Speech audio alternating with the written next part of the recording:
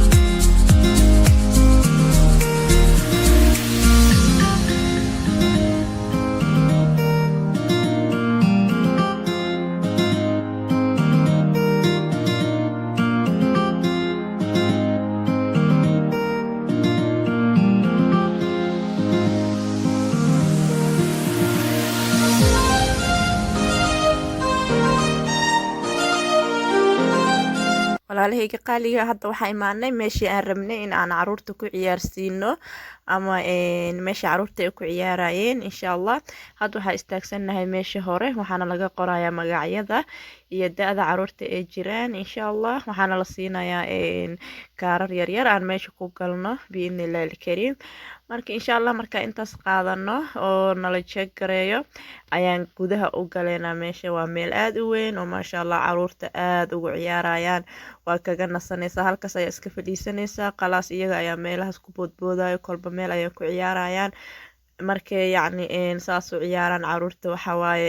carruurta maadaama ay yihiin carruur yaryar oo hadda soo koraayo enerjigooda aad ayuu u badan yahay oo maasha Allah sida dadka waaweyn oo kale ma ahan waxay rabaan inay maanta oo dhan iska ordaan iska ciyaaraan meelaha ay korkoraan marka insha Allah ilaahay ha noo dhaafo intaa heesana rabbi subxaanahu wa tacaala ha ku arsaaqo awlaad baari ah annagana ha nooga dhigo baari insha Allah caafimaad iyo cimri dheerna Allah ha noo siiyo insha Allah marka walaalihii qaaliga ah weli waxaan sugaynaa meeshii aan ka qaadanayna tigidhada ama kaararka insha Allah wax yar ayaan sugaynaa inta waxna laga qorqoraayo kadib ayaan gudaha usii galaynaa markay inoo dhamaato biidhnillaahi alkariim waa arkaysaan maasha Allah labadeedii mataanood isku daba socdaan maasha Allah mataano ayaa loo maleeyaa laakiin ma ahan mataano way kala weyn yihiin markaa muuqa kore ka arkaysid se waxaad moodeysaa inay mataana yihiin maasha allah tabaaraka allah ilaahay ha ii daayo. marka walaalihii qaaliga hadda waan soo gudubnay hore ayaan usii galaynaa insha allah. isla socod wanaagsan ayaan idin leeyahay biidnillahi alkariim.